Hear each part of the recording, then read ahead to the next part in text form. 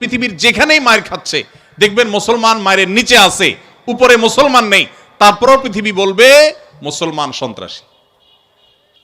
আমাদের অনেক মুসলমানকে তারা কনভিন্স করে ফেলেছে, অনেক মুসলমানের সন্তান কনভিন্স হয়ে গেছে, হ্যাঁ তাই তো, মুসলমানরা অনেক অশান্তি সৃষ্টি করে। দুইটা বিশ্বযুদ্ধ তো মুসলমানরাই করেছিল না? মুসলমানরা না? কত মানুষ মারা গেছে দুই বিশ্বযুদ্ধে? কত মানুষ? 100 মিলিয়নের বেশি মানুষ হত্যা করা হয়েছে দুইটি বিশ্বযুদ্ধে। মুসলমানরা করেছে। মুহাম্মদ সাল্লাল্লাহু আলাইহি সাল্লাম তার আদর্শকে পৃথিবীতে প্রতিষ্ঠিত করতে গিয়ে 27টি যুদ্ধে তাকে সশরীরে অংশগ্রহণ করতে হয়েছে। 27টি যুদ্ধে 27টি যুদ্ধে তিনি অংশগ্রহণ করেছেন। এই সকল যুদ্ধে যত মানুষ মারা গেছে সবগুলোর যোগফল কত জানা আছে আমাদের কারোর? মাত্র 1000 মানুষ। এর মধ্যে 600 জন বিশ্বাসঘাতকতার অপরাধে দণ্ডিত হয়ে মৃত্যুদণ্ডের মুখোমুখি হয়েছে, আর বাকি 400 মানুষ মারা গেছে 27টি যুদ্ধে। কল্পনা নয়, গল্প নয়, বাস্তব। এই জন্য বলেছি সিরাতের বই খোলেন, বিবেক খুলে যাবে।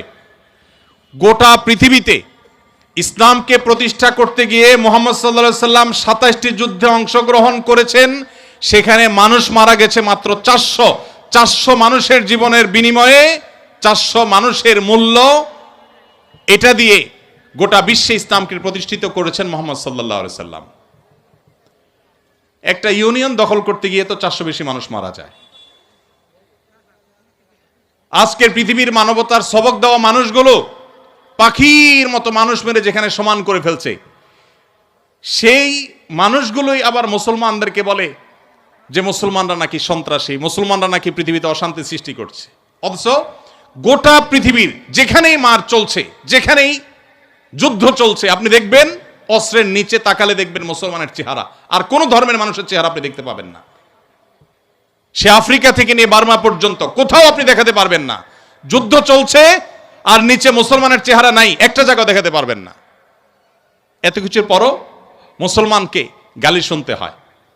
ভাইরা আমার, তো মুহাম্মদ সাল্লাল্লাহু আলাইহি সাল্লাম তার জীবন ছিল সবচেয়ে বেশি কষ্টের, সবচেয়ে জর্জরিত।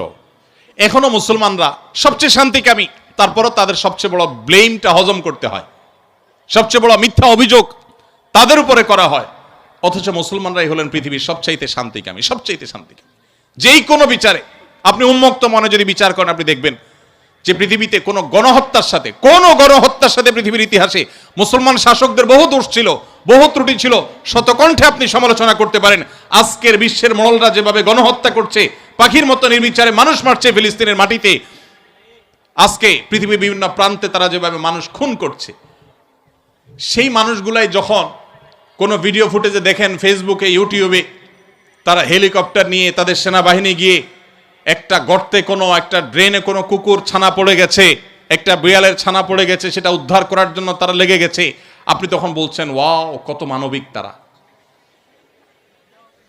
সেই তারা যখন কুকুরের জন্য বিশাল বড় হসপিটাল করছে, আপনি বলছেন কত মানবিক তারা। অথচ এরাই নির্বিচারে পাখির মতো মানুষ হত্যা করছে। এবং অনেক সভ্য দেশ আছে যেই দেশে শুধু ফিলিস্তিনি, নির্যাতিত ফিলিস্তিনিদের পক্ষে পতাকা নিয়ে আপনি রাস্তা বের হবেন, রাষ্ট্রের আইন অনুযায়ী আপনি অপরাধী বিবেচিত হবেন। এখনো আছে, এই সভ্য পৃথিবীতে আছে। তো যাই হোক, প্রিয় নবী সাল্লাল্লাহু আলাইহি সাল্লাম যে দিন রেখে গেছেন, এখানে মুসলমান কোণঠাসা থাকবে, এটাই স্বাভাবিক। আমার কথা গেছিল সেখান থেকে যে অনেক বন্ধু বলে কেন মুসলমানরা এত মায়ের খাচ্ছে যদি ইসলাম সত্য হয়। হ্যাঁ, ইসলাম সত্য যে তার প্রমাণই এটা যে মুসলমানরা মায়ের খাবে। মুসলমানরা কখনো জুলুম করবে না, জুলুমের শিকার হতে পারে, মুসলমান কখনো জালিমের আসনে যাবে না। ব্যক্তিগত পর্যায়ে মুসলমান জালিম থাকতে পারে, সামষ্টিকভাবে, সামগ্রিকভাবে বিশ্ববাসীর উপরে জুলুম এটা ছড়িয়ে দিবে, জুলুমের স্টিম রোলার চালাবে মুসলমানরা সামষ্টিকভাবে, এটা কোনোদিন হয়নি, ইতিহাসে কোনোদিন হবেও না।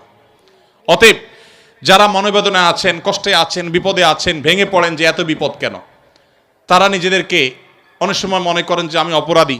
না, এটা বরং সান্ত্বনার ব্যাপার। যে যত ইমানদার হবে তার জীবনে যত পরীক্ষা আসবে, তার থেকে তত কষ্ট করতে হবে এবং কষ্টের মধ্য দিয়ে পার হতে হবে। ইমানদারের সাফল্য হলো যে যত কষ্টই হোক না কেন, একভাবে না একভাবে কষ্ট শেষ হবে। কোনোভাবে যদি শেষ না হয়, মৃত্যুর মাধ্যমে শেষ হবে, এরপর যদি আল্লাহ তাআলা আমাকে জান্নাত অফার করেন, যে বান্দা তুমি অনেক কষ্ট করেছো, তোমাকে আমি জান্নাত অফার করছি, তাহলে আমার সারা জীবনের কষ্টের বিনিময়ে অনন্তকালের জান্নাত পেয়ে গেলে এটা নিশ্চয়ই লাভজনক ডিল। ভাইরা আমার, দুঃখ বা কষ্টে যখন থাকি তখন আমরা সাধারণত এই বিষয়গুলোকে এভাবে অনুভব করতে পারি না, একটু কষ্ট হয়। যখনই আমি দুঃখে পতিত হব, আমাদের নবীজির কথা স্মরণ করব, যে তার চাইতে দুঃখে কেউ ছিল না, সবচেয়ে কষ্টে ছিলেন, কিন্তু তার চাইতে সাকসেসও পৃথিবীতে কেউ ছিল না। ইন্টারেস্টিং বিষয়, সবচেয়ে দুঃখী মানুষ সবচেয়ে সফল মানুষ। কি অর্থে সফল? ওই যে তার মিশনকে তিনি সবচেয়ে ভালোভাবে বাস্তবায়ন করেছেন। প্রথম এবং দ্বিতীয় বিশ্বযুদ্ধের মধ্যে 100 মিলিয়ন মানুষ হত্যা করতে হয়নি।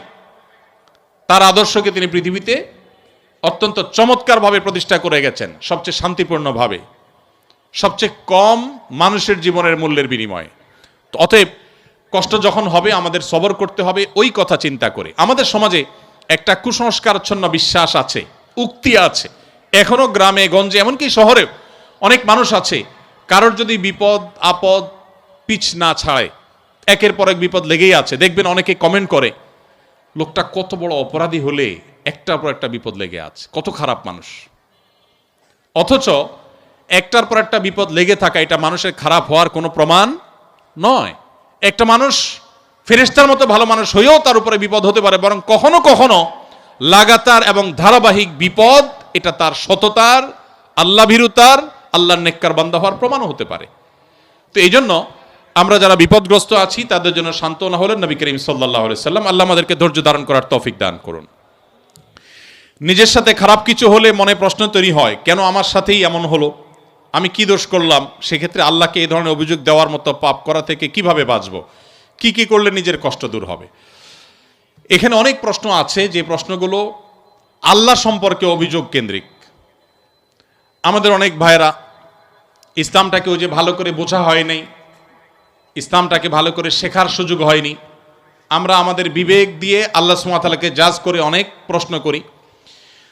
অনেক সময় আমাদের এরকম মনে হয় যে এত মানুষ থাকতে আল্লাহ আমাকেই বা কেন বিপদ দিলেন। একটু আগে যে প্রশ্নের উত্তরে আমরা বলেছি আল্লাহ তাআলা সবচেয়ে বেশি বিপদ দিয়েছেন তার রাসূলদেরকে, তার নবীদেরকে। তাহলে কি আল্লাহর নবী এবং রাসূলদেরকে আল্লাহ অপছন্দ করতেন? নাউজুবিল্লাহ। তাহলে কাউকে বিপদ দিয়ে তাকে যদি ভালো কিছু, তার চেয়ে ভালো কিছু আল্লাহ তাআলা দেন, তাহলে এই বিপদ নয়। কোনো ডাক্তার যদি কোনো রোগীকে অপারেশন থিয়েটারে নিয়ে যান, সবকিছু বেঁধে বুধে তারপরে তাকে কাটাছেঁড়া করার জন্য প্রস্তুতি নেন, খোলা চোখে মেডিকেল সায়েন্স সম্পর্কে মিনিমাম ধারণা না থাকা মানুষের কাছে মনে হবে যে এই লোকটাকেই কেন বেঁধে এরকম কষ্ট দেয়া হচ্ছে।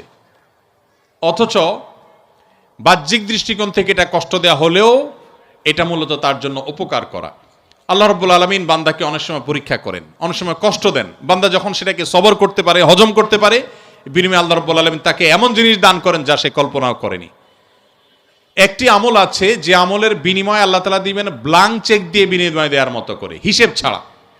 একটি মাত্র আমল আছে, আর কোনো আমল নাই। যে আমল সম্পর্কে আল্লাহ রাব্বুল আলামিন কোরআনে কারিমে বলেছেন যে এই আমলটি করলে দুনিয়াতে কোনো কাজের বিনিময় যেরকম ব্ল্যাঙ্ক চেক দিয়ে দিলে আমরা মনে করি যে ফিগার তার মতো বসা নিতে পারবে, সবচাইতে বড় অ্যামাউন্টটা সে বসাতে পারবে, ঠিক একইভাবে একটি আমল করলে কিয়ামতের ময়দানে বান্দাকে আল্লাহ তাআলা হিসেব করে করে কয় ওয়াক্ত নামাজ পড়েছো, কয়টা রোজা রেখেছো, কয় টাকা দান করেছো, কয়বার কোরআন তেলাওয়াত করেছো, কয়বার তাসবিহ করেছো, এভাবে হিসেব করে করে আল্লাহ তাআলা দিবেন না। আল্লাহ তাআলা থোক ব্ল্যাঙ্ক চেকের মতো হিসেব ছাড়া দিয়ে দিবেন একটা আমলের বিনিময়ে। সে আমলটা কি? কোরআনে কারিমে আল্লাহ বলেছেন ইন্নামা ইউওয়াফাস সাবিরুনা আজরাহুম বিগাইরি হিসাব। যারা তাদের জীবনে ধৈর্যশীল হিসেবে নিজেদেরকে প্রমাণ করতে পেরেছেন। ইবাদত করতেও ধৈর্যের প্রয়োজন হয়, অপরাধ এবং পাপের পথ না মাড়ানোর জন্য ধৈর্যের সংযমের প্রয়োজন হয়, আর বিপদ আপদে কষ্টে তো নিজেকে ধৈর্যশীল রাখতেই হয়। এই ধৈর্য যদি কেউ ধরতে পারে, নবী কোরআনে কারিমে আল্লাহ তাআলা বলেছেন ইন্নামা ইউওয়াফাস সাবিরুনা আজরাহুম বিগাইরি হিসাব। ধৈর্যশীলদের বিনিময়ে আল্লাহ তাআলা দিবেন হিসেব ছাড়া, ব্ল্যাঙ্ক চেকের মতো। এই জন্য নিজের জন্য খারাপ কিছু হলো, নিজের কোনো বিপদ হলো, আর তখন আমি মনে করলাম আল্লাহ আমাকেই বা কেন দিলেন। আল্লাহ আপনাকে ভালোবাসেন, সেজন্য আপনাকে তা দিয়েছেন। এটি আমার কথা নয়। নবী সাল্লাল্লাহু আলাইহি সাল্লাম বলেছেন ইন্নাল্লাহা ইযা আহাব্বা কওমান ইবতালাহুম। আল্লাহ যখন কোনো সম্প্রদায়কে, কোনো মানুষকে ভালোবাসেন তাকে পরীক্ষায় ফেলেন। তাকে বিপদে ফেলেন। এটা আল্লাহ সুবহানাহু ওয়া তাআলার সিস্টেম। তো এই জন্য যারা বিপদগ্রস্ত হয়ে আমরা মন খারাপ করি তাদের জন্য এই সমস্ত হাদিসে রয়েছে সান্ত্বনা।